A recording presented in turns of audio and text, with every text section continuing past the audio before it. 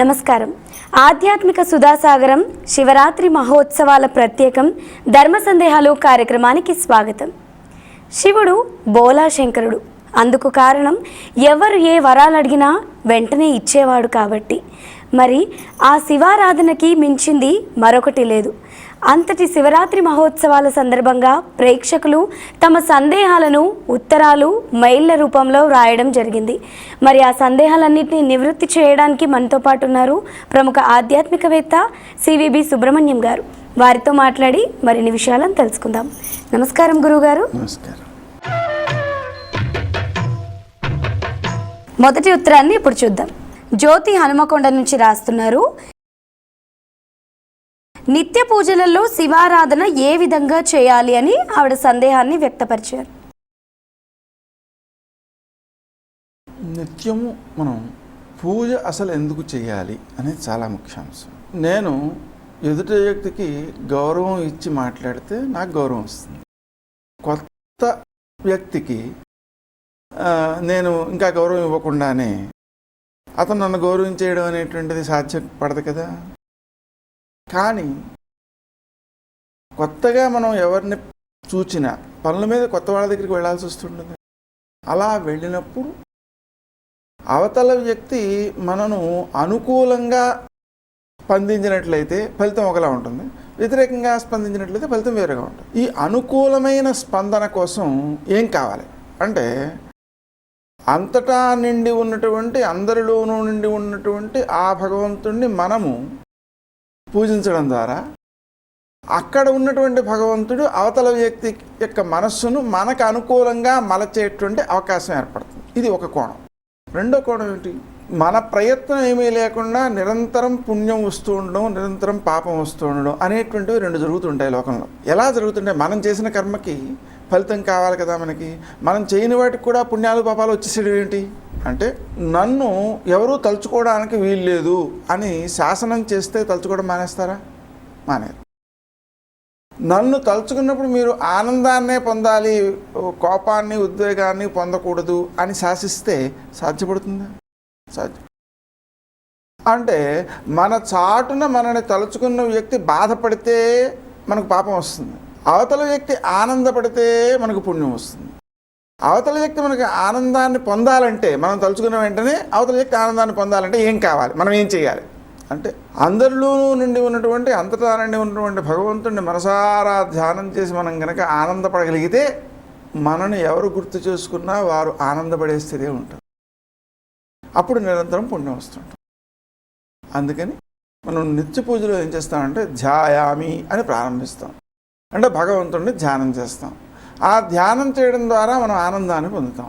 పొందితే ఆ భగవంతుడు ఎక్కడెక్కడ ఉన్నాడో అంతటా నిండి ఉన్నాడు కదా, అందుకని ఎక్కడెక్కడ ఉన్నాడో ఆ అందరిలోనూ కూడా మన యొక్క స్మరణ ఆనందాన్ని ఇచ్చేదిగా ఉంటుంది. అలాగే ఆవాహయామి, పిలుస్తున్నాం ఆయన్ని. పిలవడం దేనికోసం అంటే, మనం పిలిచి ఆయన వస్తున్నప్పుడు ఆనందపడుతున్నటువంటి భావన చేసినట్లయితే మనం ఎవరింటికి వెళ్ళినా మనను కూడా పిలుస్తారు. లేని పక్షంలో కొత్త వాళ్ళని పిలిచే అవకాశం ఉండదు. అలాగే మనం ఎక్కడికైనా పెడితే కాసేపు కూర్చోమనాలి కదా, కోరుకుంటాం కదా కూర్చోమనాలని. ఎలా కూర్చోమంటారు వాళ్ళు అంటే, మనం కనుక భగవంతుడిని రానాయన కూర్చో ఈ సింహాసనం మీద అని కనుక మనం ప్రార్థన చేసినట్లయితే మనం ఎక్కడికి వెళ్ళినా ఆ గౌరవాన్ని పొందుతాం.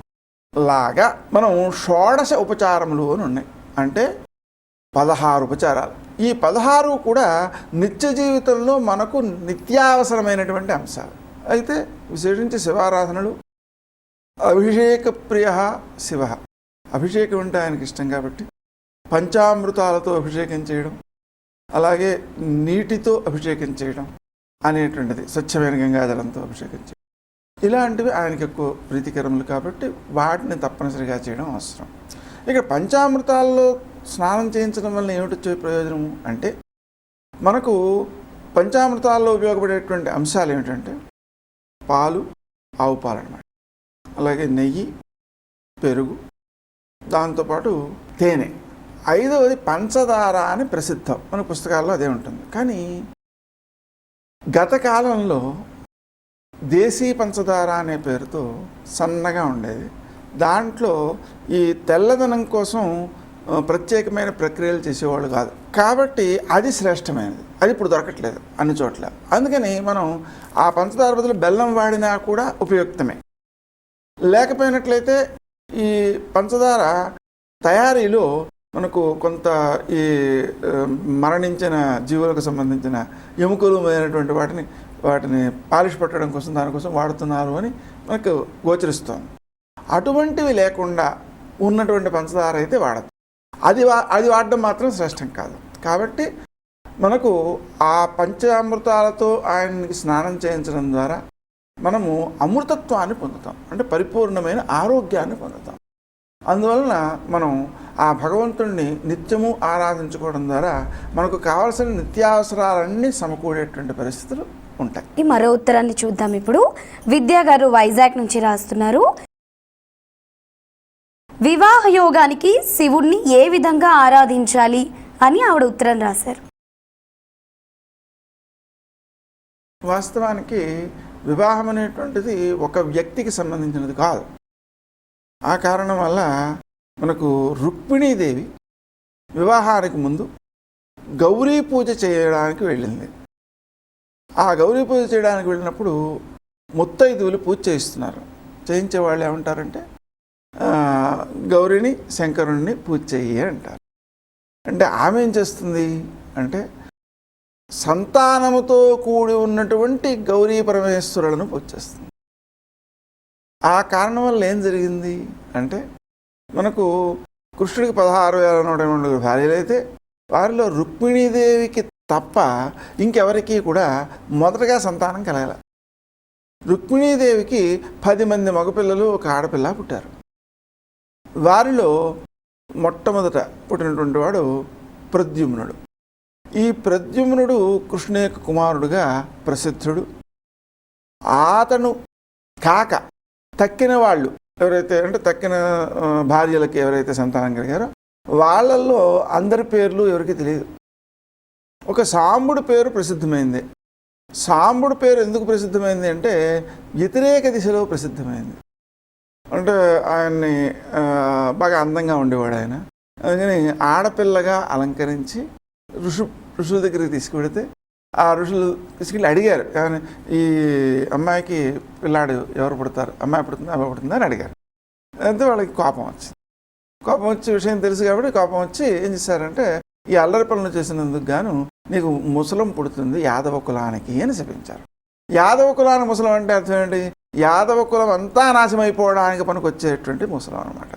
దాంట్లో అరగదీసి సముద్రంలో కలిపేస్తే చివరికి ఒక ముక్క మిగిలితే ఆ ముక్కను బాణానికి అట్టే పెట్టుకుని బోయవాడు బాణం వేస్తే కృష్ణుడు శరీరాన్ని విడిచిపెట్టాల్సి వచ్చింది. అంటే కృష్ణుడితో సహా సర్వనాశనానికి పనిచేసేటువంటి ముసలం పుట్టడానికి కారణమైన వాడుగా ఈ సాంబుడికి ప్రసిద్ధి ఉంది. అంటే మిగిలిన పిల్లలెవ్వరికీ ఆ ప్రసిద్ధి లేదు. అంటే వ్యతిరేకమైన ప్రసిద్ధి లేదు, అనుకూలమైన ప్రసిద్ధి లేదు. ఒక్క ప్రద్యుమ్నుడికి మాత్రమే కృష్ణుడు కుమారుడుగా ఉత్తమమైన ప్రసిద్ధి ఉంది. దీని బట్టి మనకి ఏమర్థమవుతుంది? దానం కొద్దీ బిడ్డలు అన్న రీతిలోను, అలాగే పూజ కొద్దీ మనకు పుణ్యం వస్తుంది అనే భావంతోనూ ఈ సంతానంతో కూడి ఉన్నటువంటి ఆది దంపతులను పూజ చేయడం ద్వారా ఆమెకు మొదట సంతానం కలిగింది అని అర్థం చేసుకోవచ్చు. అలాగే ఆమె దానాలు కూడా చేసింది. పెళ్లికి ముందు ఏం చేసింది అంటే భీష్మక మహారాజు ఆమె చేత నువ్వుల పర్వతాలు, బియ్యం పర్వతాలు, బెల్లం పర్వతాలు, అలాగే వస్త్రాలు, అలాగే బంగారం, వెండి, మంగళసూత్రాలు, అప్పాలు, ఉప్పు అంటే లవణ పర్వతాలు, ఇవన్నీ కూడా దానం చేయించాడు. ఇలా దానాలు చేసినందువలన కూడా ఆమెకు సంతానం, ఉత్తమ సంతానం కలిగిందన్నమాట. దీన్ని బట్టి మనకు అర్థమయ్యేటువంటి విషయం ఏంటంటే సంతానముతో కూడిన ఆది దంపతులను పూజ చేసుకోవడం ద్వారా మనకు వివాహాధికమైనటువంటి శుభకార్యాలు జరగడానికి అవకాశం ఉంటుంది. అయితే హే గౌరీ శంకరార్థాంగి యథాత్వం శంకర ప్రియే తథామాంకులు కళ్యాణి కాంతకాంతాం సుదుర్లభాం లాంటి ప్రత్యేక మంత్రాలు కూడా ఉన్నాయి. అంటే అనుకూలమైన దాంపత్యం సిద్ధించడం కోసం, వివాహం సిద్ధించడం కోసం ప్రత్యేకమైన మంత్రాలు కూడా ఉన్నాయి. అందువలన మనం ఆది దంపతులను ఇద్దరినీ పూజ చేసుకోవడం అనేటువంటిది శ్రేష్టము, ఒక శివుడిని పూజ చేయడం అనేటువంటి దానికంటే. అలాగే ఆది దంపతులను కూడా సంతానంతో కూడిన వాళ్ళని పూజ చేసుకోవడం ద్వారా ఉత్తమ సంతానం కలిగే. అలాగే అండి, మరో ఉత్తరాన్ని చూద్దాం. ఇప్పుడు సరళ గారు తిరుపతి నుంచి వ్రాస్తున్నారు. అన్యోన్య దాంపత్యం కోసం శివానుగ్రహం ఎలా పొందాలి అని ఆవిడ సందేహాన్ని వ్యక్తపరిచారు. మనకు ఆది దంపతులుగా ప్రసిద్ధమైనటువంటి వారు పార్వతీపురం. వారిని పూజ చేసుకోవడం ద్వారా అన్యోన్య దాంపత్యం సిద్ధిస్తుందనేటువంటి భావనతోనే మనకు రుక్మిణీదేవి వివాహానికి ముందు గౌరీ పూజ చేయడం, అలాగే ప్రతి వివాహంలోనూ కూడా సర్వమంగళ మాంగళ్యే శివే సర్వార్థ సాధికి శరణ్యే త్ర్యంబకే దేవి నారాయణ నమోస్తుతే అనేటువంటి మంత్రంతో గౌరీదేవికి కుంకుమ పూజ చేస్తుండడం, వధువు పూజ చేస్తుంటుంది. ఇలాంటివి జరుగుతుంటాయి. అయితే ఉత్తమమైనటువంటి వివాహం సిద్ధించిన తర్వాత ఆనుకూల్యం సిద్ధించడం కోసం ఉపాసన ఏమిటి అంటే గౌరీదేవిని పూజ చేయడమే. అందుకనే మనకు నిత్యము కూడా గౌరీదేవిని పూజ చేస్తుంటారు. ఆ గౌరీ పరమేశ్వరుల యొక్క ప్రేమ ఎంత గొప్పదంటే వారు అర్ధనారీశ్వర తత్వం వారు. అంటే తన శరీరంలో సగభాగాన్ని ఇచ్చేసినటువంటి దైవం శివుడు ఒక్కడే. అంటే తనతో సమానమైన విలువ ఇవ్వడం అన్నమాట. నిజానికి అలా ఎదుటి వ్యక్తికి సమానమైన విలువ ఇవ్వడము, అలాగే భార్య యందు దైవభావన చేయడము, భర్త యందు దైవభావన చేయడము ఇత్యాదికములైనటువంటి కారణాల వలననే భారతీయంలో మహాత్ములు వేలకు వేలు జన్మించారు. మిగిలిన దేశాలలో ఎక్కడా కూడా ఇటువంటి మహాత్ములు జన్మించడం అనేటువంటిది జరగలేదు. మహాత్ముడు అంటే అర్థం ఏమిటి అంటే తన యొక్క మేలు కంటే సమాజం యొక్క, ప్రపంచం యొక్క సర్వే జనా సుఖినో భవంతు, అలాగే సకల లోకా సమస్తా సుఖినో భవంతు అనేటువంటి భావనను చేయగలిగిన వాడు మహాత్ముడు. ఆ కారణం వల్లే భారతీయమైనటువంటి ఈ విధానాలలో, విజ్ఞానాలలో లోక శ్రేయస్సే ఇమిడి ఉంది. ఉదాహరణకి ప్రపంచం మొత్తము ఆమోదించినటువంటి యోగ శాస్త్రము ఇక్కడ పుట్టింది. పతంజలి దాన్ని అందించాడు సమాజానికి. అటువంటి ఋషులు ఎన్నో శాస్త్రాలను అందించారు. ఆయుర్వేదం ఉంది, దానికి సైడ్ ఎఫెక్ట్స్ లేవు. లాగా సకల శ్రేయస్సులు, సకల జీవుల యొక్క శ్రేయస్సులను కోరేటువంటి విధానాలు ఇక్కడ శాస్త్రాలుగా గుర్తింపబడ్డాయి. అదే ఆధునిక విజ్ఞానంలో ఒకే ఒక్క ప్రశ్న గుండెల మీద చేసుకుని చెప్పండి, ఏ పదార్థము సృష్టించబడినా అది గ్లోబల్ వార్మింగ్కే కారణమవుతోంది. అంటే సకల ప్రపంచ నాశనానికి వినాశహేతువుగానే ఆ వస్తువులన్నీ ఉత్పత్తి అవుతున్నాయి తప్ప. ఇప్పుడు ఆ మధ్య ఈ ప్లాస్టిక్ తినేసి తిమింగిలాలు చచ్చిపోయాట. అంటే ఏమిటి ఇదంతా? దేనికోసం ఇదంతా? అంటే మనుషులు బతకడానికా, జీవులు బతకడానికా, మొత్తం అంతా సర్వనాశనం అయిపోవడానికా? అలాగా ఈ విజ్ఞానం అనేటువంటిది ఈ భారతీయమైన ధోరణిలో ఉన్నటువంటిదే మనకు సకల శ్రేయస్సులకి ఉపకరించేదిగా కనిపిస్తుంది. అందువలన మనం ఈ ఆది దంపతులను సంతానముతో కూడినటువంటి వారిని ప్రార్థించుకోవడంతో పాటుగా అమ్మవారిని ప్రార్థించవచ్చు. ఏమని? హే గౌరీ శంకరార్ధాంగి, ఓ గౌరీ శంకరుని యొక్క అర్ధాంగి అంటే సమానమైనటువంటి భాగం కలిగినదానా, యథాత్వం శంకర ప్రియే, ఎలా అయితే నువ్వు శంకరునికి ప్రియురాలిగా ఉన్నావో, తథా మాంకురు కళ్యాణి, అలా నన్ను కూడా చెయ్యి. ఏమిటది? కాంతాం, నా కాంతుడు ఎవరైతే ఉన్నాడో భర్త, ఆ భర్తకు చాలా ప్రీతికరమైన దానిగా నేను ఉండేలాగా చెయ్యి అని ప్రార్థించడం అన్నమాట. దీనివల్ల ఏమిటి జరుగుతుందంటే ఉత్తమ సంతానం కలుగుతుంది. ఉదాహరణకి మీరు ప్రపంచ దేశాల్లో ఎక్కడైనా సరే స్త్రీని దైవంగా భావన చేసేటువంటి స్థితి లేదు. స్త్రీని దైవంగా భావించే స్థితి వలన మాత్రమే స్త్రీ యొక్క మనోభావనకు అనుగుణంగా సంతానం ఉత్పత్తి అవుతుంది.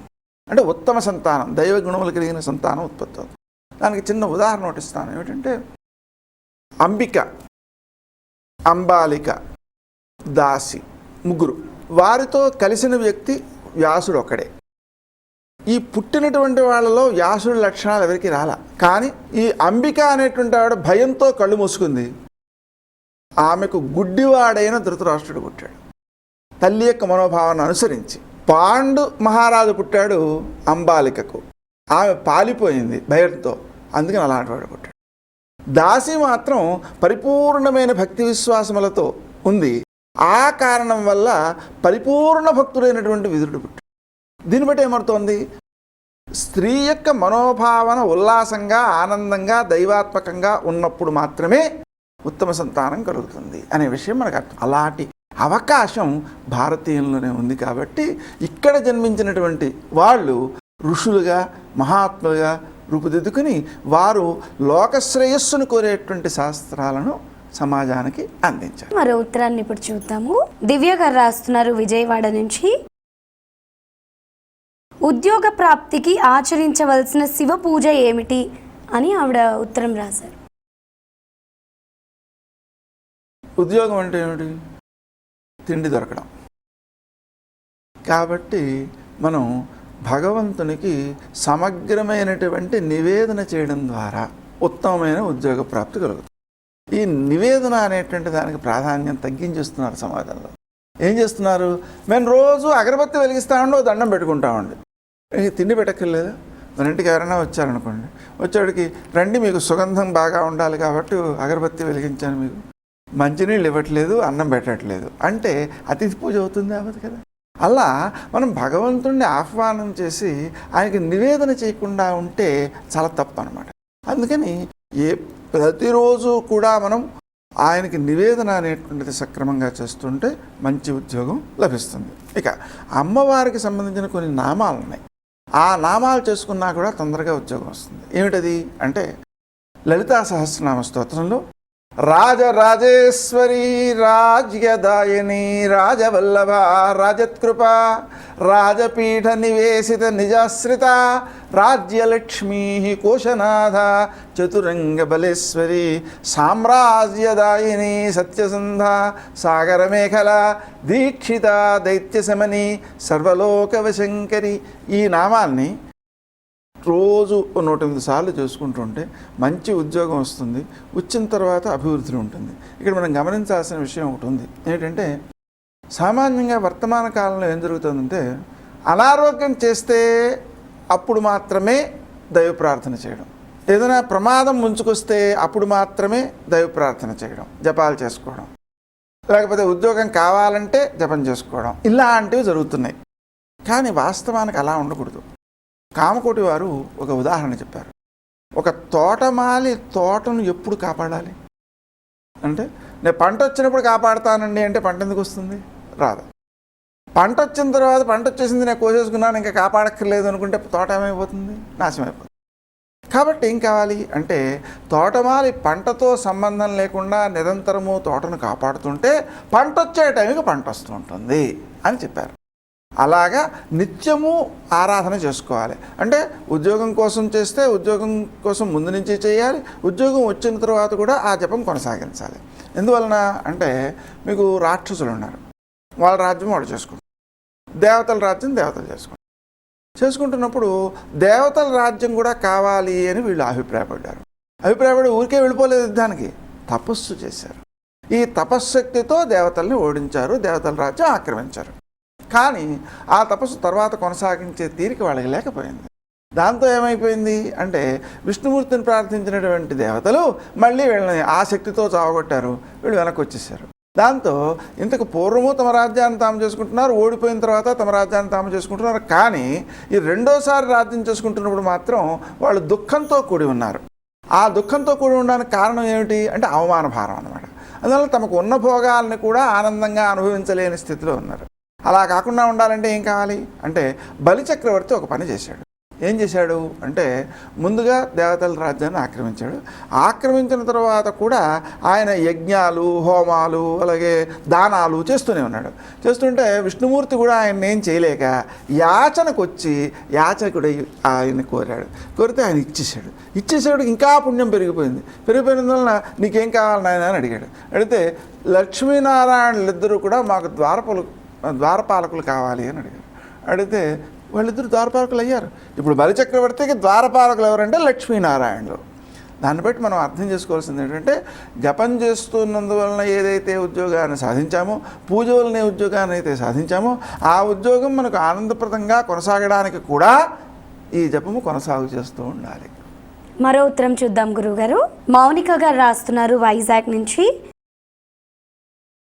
గృహయోగం సిద్ధించటానికి శివారాధన ఏమిటి అని ఆవిడ సందేహం వ్యక్తపరిచారు. ఏది ఇస్తే అది వస్తుంది. అందుకని మనం మానసికంగా శివునకు ఒక ఆలయం నిర్మించినటువంటి భావన చేయడం అనే పద్ధతి ఒకటి. అలాగే అమ్మవారికి లలితా సహస్రనామ స్తోత్రంలో చింతామణి గృహాంతస్థ అనే నామం ఒకటి ఉంది. అంటే చింతామణితో నిర్మించినటువంటి గృహంలో ఉన్నటువంటి తల్లి అని అర్థం. ఆ విధంగా అటువంటి చింతామణితో నిర్మించిన గృహంలో ఉన్న తల్లి అనే భావన చేయడం ద్వారాను, చింతామణి గృహాంతస్థ అనేటువంటి నామాన్ని జపం చేయడం ద్వారాను కూడా నూతనమైనటువంటి శుభప్రదమైనటువంటి వాస్తుబద్ధమైనటువంటి ఇల్లు సిద్ధిస్తుంది. ఈ మంత్రంలో మరో శక్తి కూడా ఉంది. ఏంటంటే ఏదైనా వాస్తు దోషాలు ఇంట్లో ఉన్నట్లయితే ఈ మంత్రం చేసుకుంటుంటే వాస్తు దోషాలు కూడా పోతాయి. అలాగే గురుగారు, మరి మీ విలువైన సమయాన్ని మా కోసం కేటాయించి ప్రేక్షకుల సందేహాలన్నింటినీ నివృత్తి చేసినందుకు ధన్యవాదాలు. వీక్షించారు కదండి శివరాత్రి మహోత్సవాల ప్రత్యేక ధర్మ సందేహాలు కార్యక్రమాన్ని. మళ్ళీ మరో కార్యక్రమంతో మీ ముందుంటాము. అంతవరకు సెలవు. నమస్తే.